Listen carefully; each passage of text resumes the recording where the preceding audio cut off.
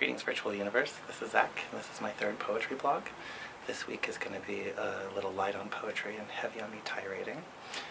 I'm going to start by reading a James Broughton poem called This Is It. James Broughton was a poet who was a founding radical fairy and a founding sister of perpetual indulgence. He made movies and wrote poetry and was a truly gifted, ecstatic poet. This is it. This is it, and I am it, and you are it, and so is that. And he is it, and she is it, and it is it, and that is that. Oh, it is this, and it is thus, and it is them, and it is us. And it is now, and here it is, and here we are. So this is it. I think that poem is epic, and one of the things I love most about it is that basically any person who reads it can read it any particular way, and the genericness of the pronouns means that there's literally thousands of embodied lives living in there, and that you can perform it any particular way. But today I'm feeling this is it, as in, this is it? Really?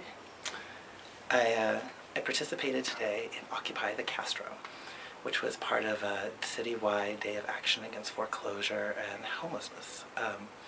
There were 7 different neighborhoods that participated: Occupy Bayview, Occupy Tenderloin, Occupy Mission, and in each neighborhood groups of people gathered to say that the rent is too damn high. We have had crazy rent increases in the last 20 years, some of the highest rent increases in the entire country, and this is crap.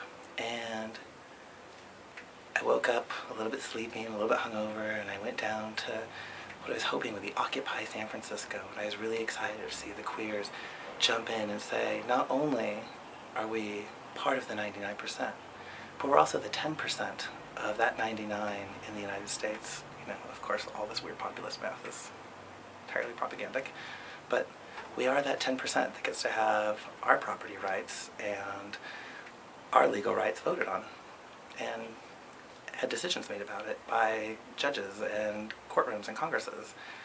And I wanted us to throw it down as a community and show the Castro and walk the streets proud and loud and say, no, this is a bunch of crap.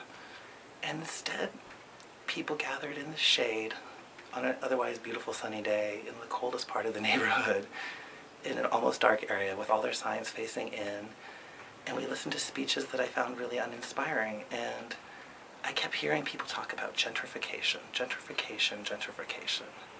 And gentrification is a concept that has always really bothered me. When I was in college, they would talk to you about gentrification as if it was like this thing that happened where, like, well, gay men move into an otherwise bad neighborhood and they paint everything and they put up lacy curtains and then the rent goes up by 10 million% and nothing but really rich straight families can live there. And that's called gentrification. And being part of the political activist movement, there's been many times in my life where people have been really in my face about privileged white gay men, what you privileged white gay men have done to neighborhoods. And I don't believe that that's how gentrification works. I believe that gentrification is a phenomenon that was created by banks and businesses and conservatives during the AIDS crisis, and that when people started to die off en masse, that the rents were artificially inflated, not only to promote the kind of neighborhood they wanted to see, but also to make sure that the political and financial power of the gay community would be diluted, take us out of traditional ghetto spaces, places that we had come into because they were almost destroyed. The Castro was, called the pits because it was subway tunnels and construction work, and gay men moved there because nobody wanted to live with them. Nobody wanted them around. They were pushed away.